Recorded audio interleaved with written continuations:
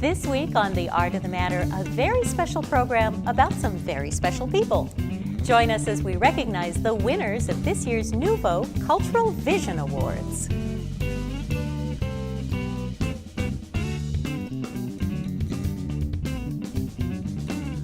Welcome to our special edition of The Art of the Matter. I'm Sharon Gamble, and joining me is Lauren Guidati, Marketing and Events Manager from Nuvo. You know, I think it's a safe bet to say that every display of public art, every cultural education program, and every creative exhibition is preceded by countless hours of work and planning, and most of it goes unheralded. We're going to change that in some small way right now by giving several of these dedicated and socially conscious groups a little well-deserved recognition. For 15 years, Nuvo's Cultural Vision Awards have celebrated individuals and organizations that are pathfinders. We look for people and programs whose creativity enhance our city's understanding of itself and improve our quality of life. Our first honoree is Eskenazi Health, which might also be known to you as the new Wishart. The hospital opened in December of 2013, but we're already excited to honor what may be design-wise the boldest hospital in the country. What excites me about this project is what it means for our community and what it says about our community. We are trying to do some things that no hospital's ever done before.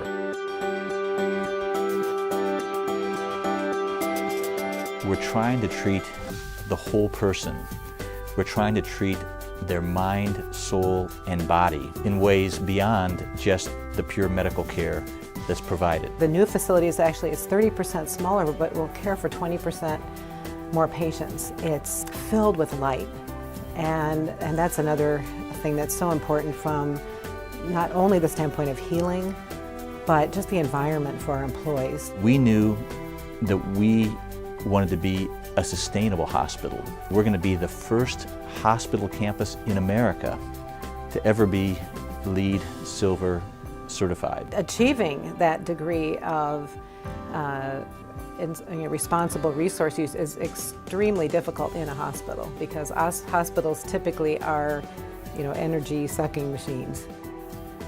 We're exchanging air every 24 hours throughout the entire facility, and that's something that obviously helps with infection control. We're going to have a sky farm. And this sky farm is going to be on the roof of our outpatient clinic building, and we are going to grow beautiful vegetables and fruits and herbs. Our patients are going to be able to eat and enjoy and benefit from the fresh produce that we grow right here. The beds are all raised so someone in a wheelchair can put their fingers, in the dirt, and it will also, though, be accessible to the community. We want to get people out of their hospital beds, out of their rooms, and get up there in that fresh air and among those beautiful living vegetables. And we know that it's going to make them heal faster. We also have a public art program, philanthropically supported. Artists who are local, national, and international that have created these pieces that are there to inspire our patients. Art heals people. We have medical evidence that proves that it's true. We know that our biggest opportunity to impact the health and vitality of our community is in helping people stay well in the first place. This whole campus was designed around the principle of being able to promote that message to an even greater degree. We are the people's hospital. This place is about the public coming together, and I think it's going to be wonderful for our entire city and really wonderful for our patients and their families.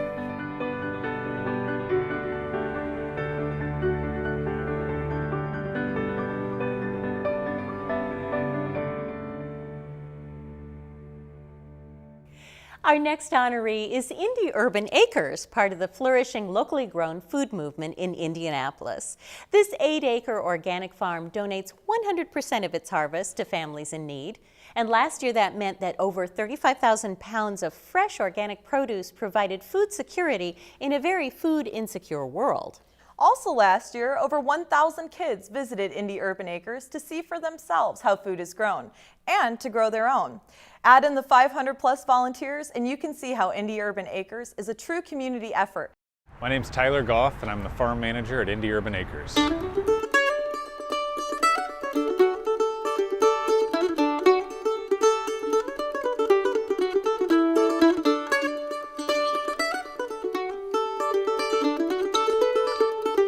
It is an urban farm, for sure. Basically, it's a 3-iron to hit I-70 from here, the I-70-465 interchange. This land just sat vacant for years. It was owned by the state, was given to the Parks Department. So it's Indy Parks, it's Indianapolis Parks Foundation, IU Health.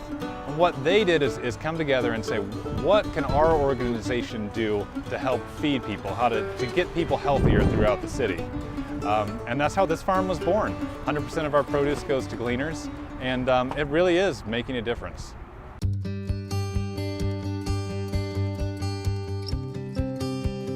There's 140,000 people that are food insecure. There's people hungry in our city, and to me, that's a solvable problem. We can feed people.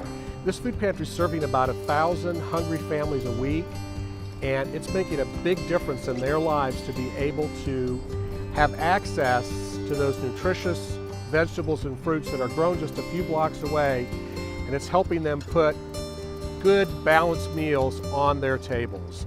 What we're doing out here is we're saying you matter.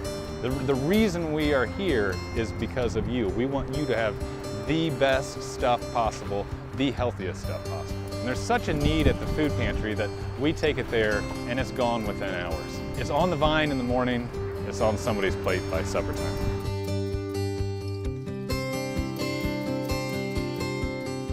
We'll get about 1 million servings a year out of this site. But the need is so great all over the city.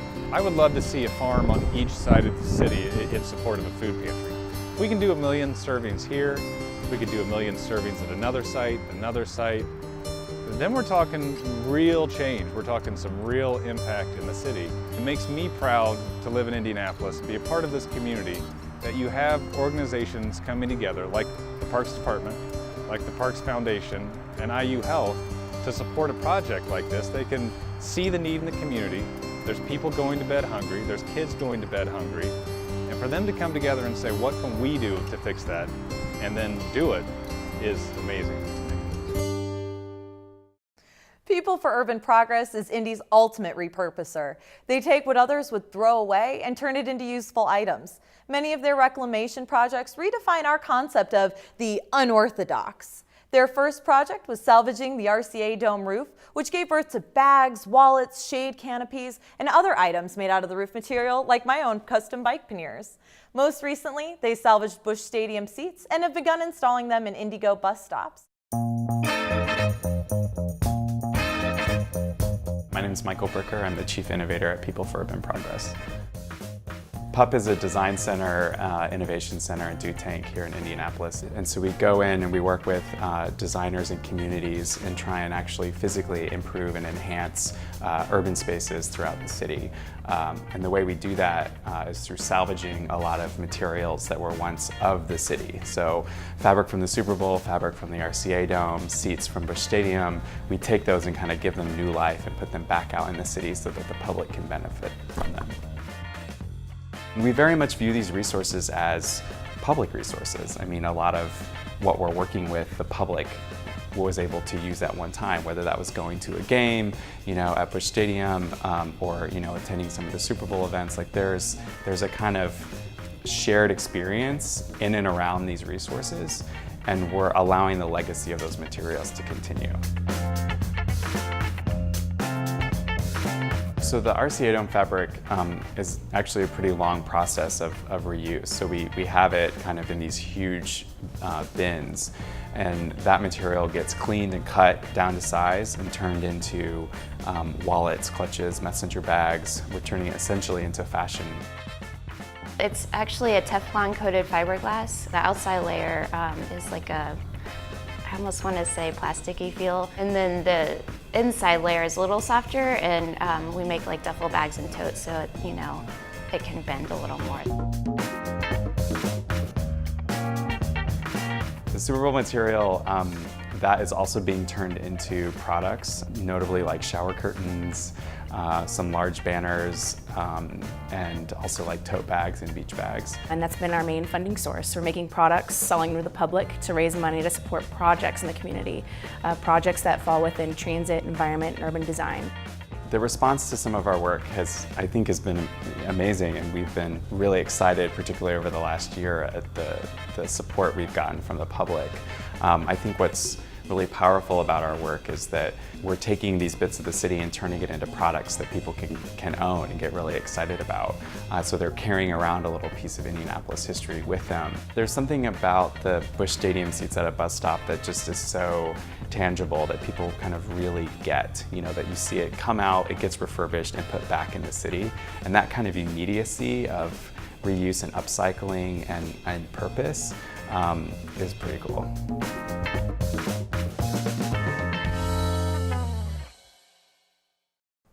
I'm especially proud to announce the next honoree, for it showcases part of the work done by Travis DiNicola, my co-host of The Art of the Matter, in his day job. Indy Reads is a nonprofit organization dedicated to solving the problem of adult illiteracy in central Indiana. The organization trains volunteer tutors and has launched a number of programs, from spelling bees to scavenger hunts, to help people understand the issue of adult illiteracy. And Indy Reads took their fundraising efforts up a notch or two by opening a downtown bookstore, an urban destination for word aficionados everywhere.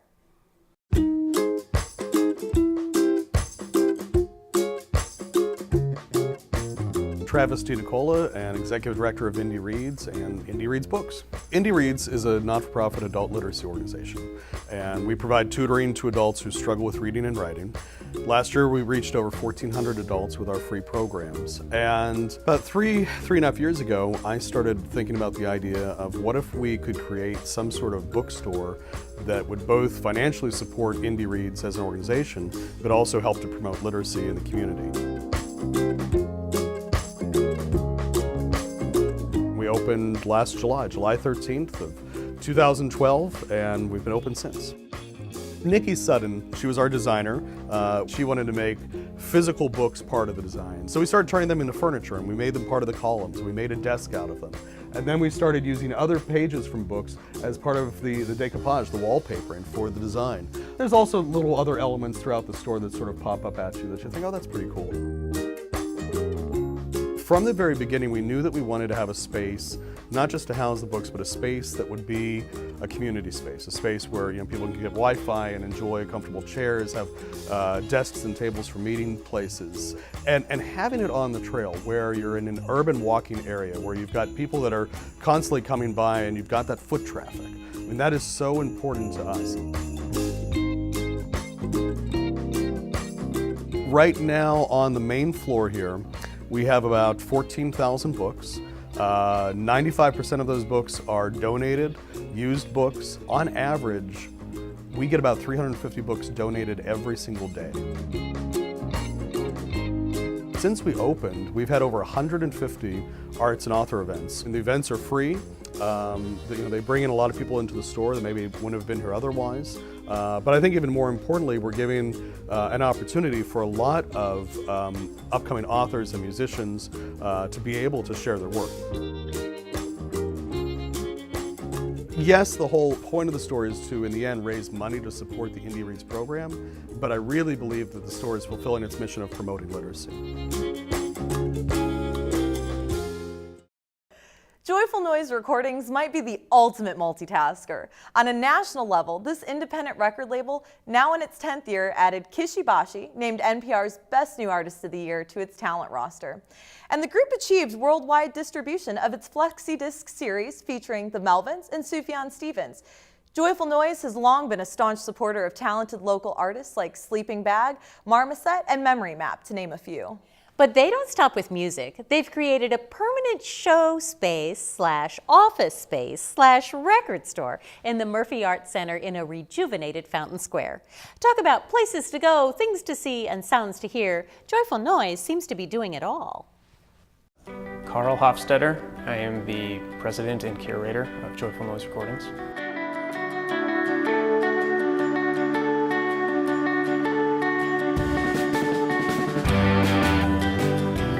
One of the first things that we worked on, it was a 10 cassette box set for the band Joan of Arc. We decided to repackage all of their albums on cassette tape, build a wooden box that we screen printed and hand numbered them all, and had really no idea if people were going to care or not about it. But it sold out in 2 days, I think. Collectability is a huge part of what we do. I see it as a way to get people to care about music. People can listen to music anywhere. They can listen to anything they want for free. But what we're really doing is appealing to someone who's invested in the culture of listening to music and the culture of collecting music. And we just try to package them in such a way to where it enhances that music listening experience. About 2 years ago, we started a monthly subscription series for flexi disc releases. And if you don't know what flexi discs are, they're essentially like paper-thin, square vinyl records that they used to come in cereal boxes. We decided to release super limited edition singles on flexi discs, one a month for the entire year. And these are songs that are extremely limited. They're exclusive to this series. There's no digital version that's released, and they're limited to 500 copies in 2012, 1,000 copies in 2013. And so it exposes some really good music to the right kind of people. And it makes for a very collectible, interesting, conversation topic for everyone who's buying it, because there are literally only 500 people in the world that can ever listen to this song. Our growth has been due to our willingness to reinvent the wheel, our willingness to think outside the box about the idea of releasing music, physical media in particular, and our desire to approach that in a creative, non-traditional way. Speaking of reviving neighborhoods, it would be hard to find an urban project that had as its goal rejuvenating every neighborhood all at once. But our next honoree does just that. Years in the making, the Cultural Trail highlights the city's many icons and landmarks while giving users a good reason to get some exercise. It connects Fountain Square, Indiana Avenue, Mass Ave, the Canal, and White River State Park and the Wholesale District, while providing links to the entire Central Indiana Greenway system. Led by Central Indiana Community Foundation, among others, the Cultural Trail is a true collaboration and a world-class attraction. I'm Brian Payne. I'm the president and CEO of the Central Indiana Community Foundation and the Indianapolis Foundation.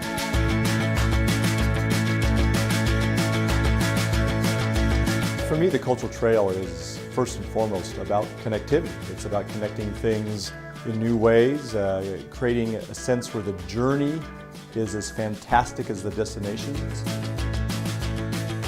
The Cultural Trail was inspired through this new idea that was emerging in the early 2000s, that we could have cultural districts, these neighborhoods that would be fantastic cultural neighborhoods. And this new idea emerged that I was a big proponent of, and was trying to sell people that they should support that philanthropically, even my own board at CICF at the Indianapolis Foundation, and really wasn't getting anywhere. And the reason why I wasn't getting anywhere is everyone said these cultural districts will not work, they will not succeed because they're too disconnected.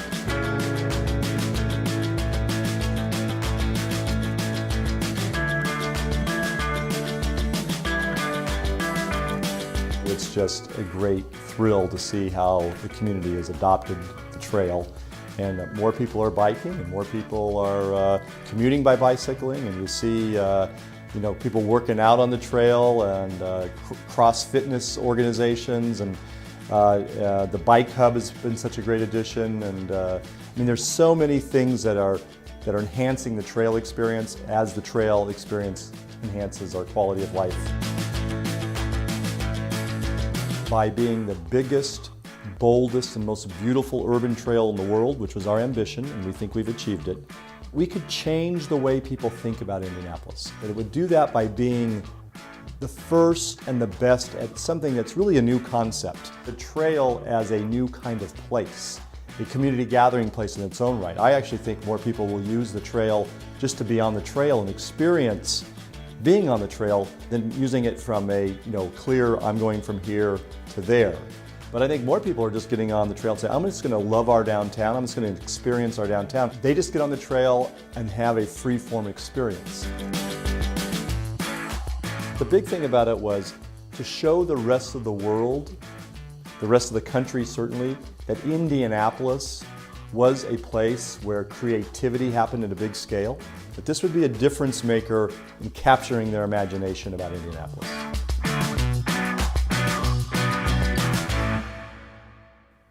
We close with our Lifetime Achievement Award winner, Judy OBannon. Mrs. OBannon is, of course, best known as the First Lady of Indiana, but much of her life has been dedicated to community engagement, especially using the media to appear as a very visible advocate for many social causes. She is chairman of the OBannon Publishing Company, which produces the Court and Democrat and Clarion newspapers. She has also appeared here on WFYI as host and producer of many series, Communities Building Community, promoting neighborhood involvement, Judy OBannon's Foreign Exchange, highlighting international cooperation, and Search and Rescue, encouraging the preservation of historic landmarks. We at Nuvo are honored to shine a light on this extraordinary life lived in service to others.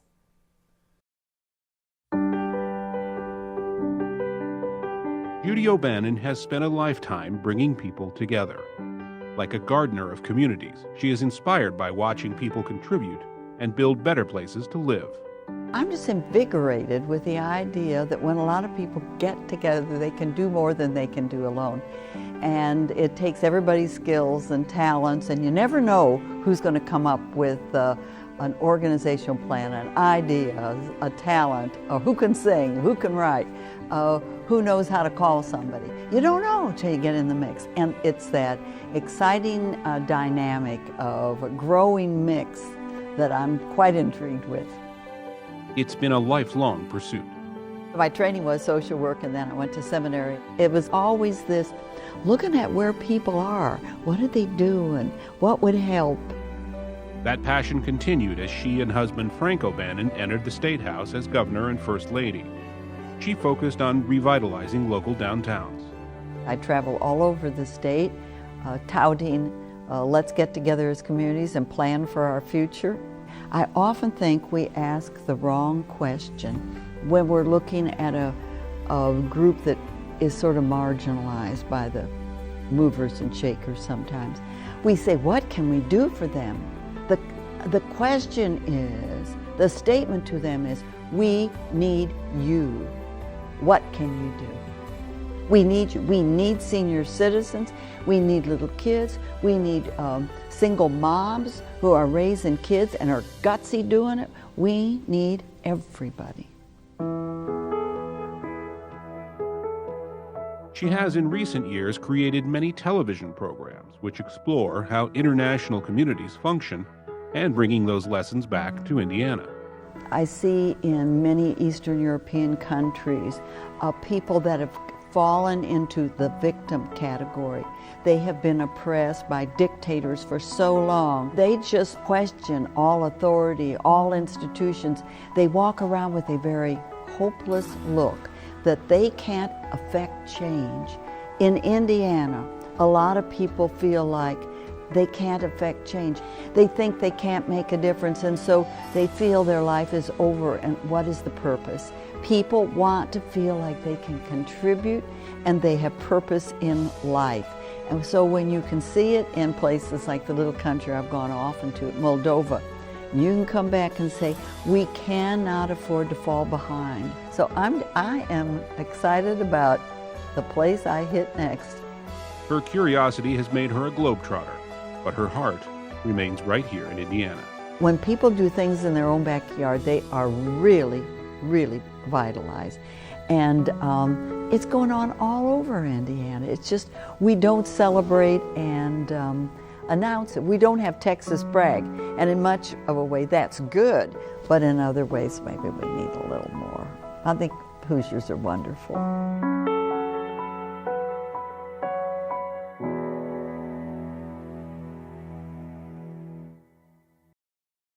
thanks so much for sharing the last half hour with us. It's just the beginning, as you know, for the work of improving the quality of life in Indianapolis is an ongoing pursuit, and it takes all of us to keep it going. We hope you found this show to be inspirational on many levels, not just for what your fellow Hoosiers have already accomplished, but for what you might accomplish yourself by taking up the banner and using your talents to promote a cause or a destination that you believe in. And who knows, you might be recognized for a Nuvo Cultural Vision Award next year.